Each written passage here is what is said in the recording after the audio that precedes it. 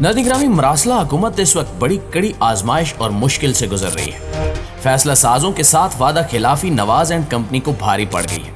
Neutrals ने अवामी दबाव का इदराक करते हुए दबाव को मद्देनजर रखते हुए तमाम डील्स कैंसिल कर दी हैं। गेम अब दिलचस्प मरहले में दाखिल हो चुकी है। एक तरफ ये मिक्स अचार पार्टियां अपने घोड़े दौड़ाने को तैयार हैं, तो दूसरी जानिब अकेले कप्तान ने इन सब को नकेल डाल रखी है।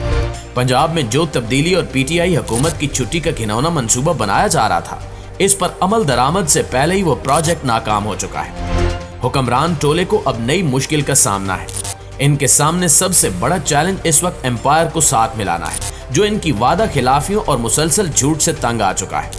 यही वजह है कि नवंबर में होने वाली अहम तरीन तैनाती पर डेडलॉक शदीद हो गया है।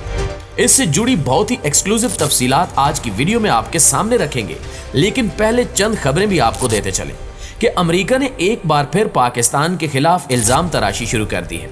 वाशिंगटन की जानिब से पाकिस्तान के एटमी प्रोग्राम से मुतल्लिक इतना खौफनाक बयान दागा गया, लेकिन इस इम्पोर्टेड सरकार को अमेरिका को शट अप कॉल देना तो दूर, एहतजाज तक करने की तौफीक नहीं हो सकी। लगता है अमेरिका ने एक बार फिर पाकिस्तान के नट बोल्ट कसने की तैयारी पकड़ ली है।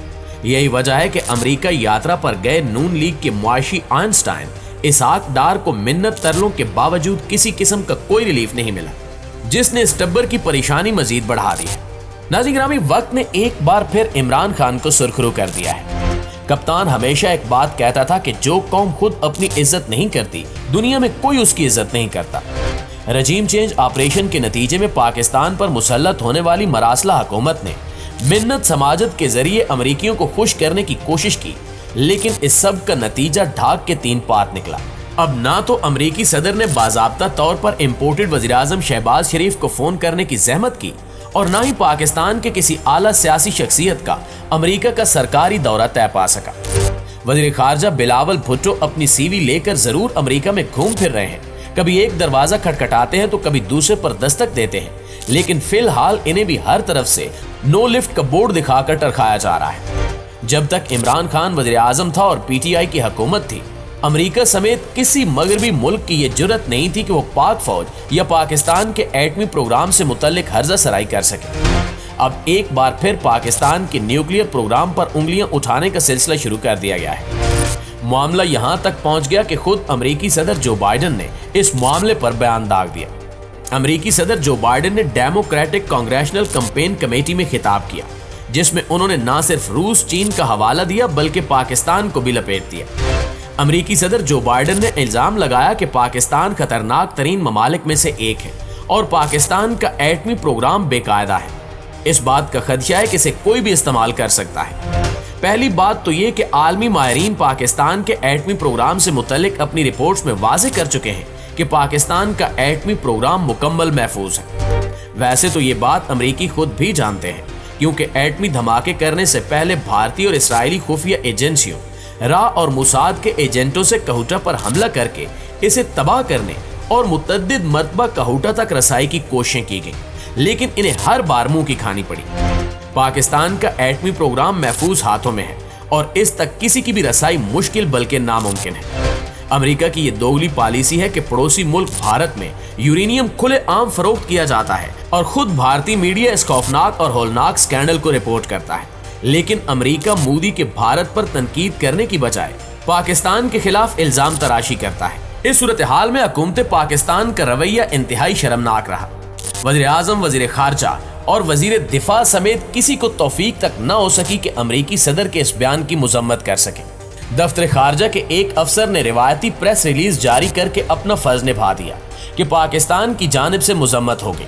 हालांकि दुनिया का कोई और मुल्क होता तो वहां की क़यादत न सिर्फ अमेरिका से माफ़ी मंगवाती बल्कि आइंदा के लिए भी शट अप कॉल देती कि इस किस्म के बयानात से गुरेज किया जाए।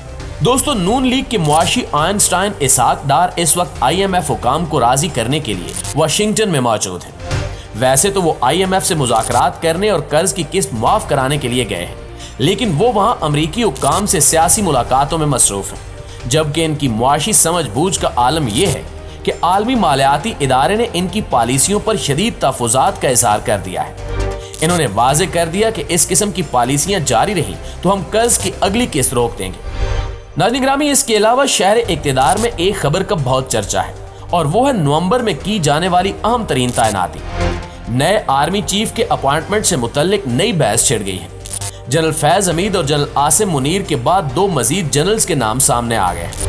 सीनियर सहाफी साबिर शाकिर ने दावा किया है कि जिन जनरल्स के नाम अवाम में डिस्कस किए जा रहे हैं या जो सीनियरिटी लिस्ट में टॉप पर हैं, इनकी बजाय किसी गैर मारूफ जनरल के नाम नए चीफ का कुरा निकल सकता है। गैर मारूफ से मुराद वो जनरल्स हैं जिनका नाम मीडिया में या फिर ड्राइंग रूम्स में डिस्कस नहीं किया जा रहा। साबिर शाकिर ने दावा किया है कि जनरल सायर शमशाद मिर्जा और जनरल अजहर अब्बास के नामों पर इत्तेफाक राय का इम्कान है। दोनों में से एक को पाक फौज का नया सिपा सालार बनाया जाएगा, जबकि दूसरे को चीफ ऑफ जनरल स्टाफ के ओहदे पर फायज किया जाएगा। अब देखते हैं कि किसे नया आर्मी चीफ लगाया जाता है और समरी कब मूव की जाती है। वैसे पहले तो हुकूमत का इरादा था कि अक्टूबर के आखिर या नवंबर के आगाज में नाम का ऐलान कर दिया जाए, लेकिन अगर अगले हफ्ते तक GHQ से समरी न भेजी गई तो इसका वाज़ेह मतलब होगा कि सब ओके नहीं है और डेडलॉक बरकरार है। खोजी टीवी की मुअज़्ज़िज़ दोस्तों, कराची, फैसलाबाद, शेखुपुरा, ननकाना साहब, मर्दान और चारसदा समेत 11 हलकों में इलेक्शंस होने जा रहे हैं। इंतखाबात से पहले सर्वे ने तमाम नताइज वाज़ेह कर दिए हैं। मिस्टर X, Y और Z के लिए भी मुश्किलात खड़ी कर दी हैं।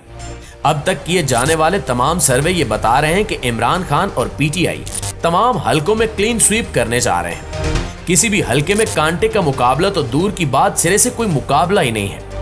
इसके साथ ही पंजाब में तब्दीली की तमाम अफवाहों के गुब्बारे से भी हवा निकल गई है। वज़ीर आला पंजाब चौधरी परवेज इलाही लंदन से वतन वापस पहुंच चुके हैं और पंजाब पहुंचते ही उन्होंने दबंग अंदाज में एंट्री दी है।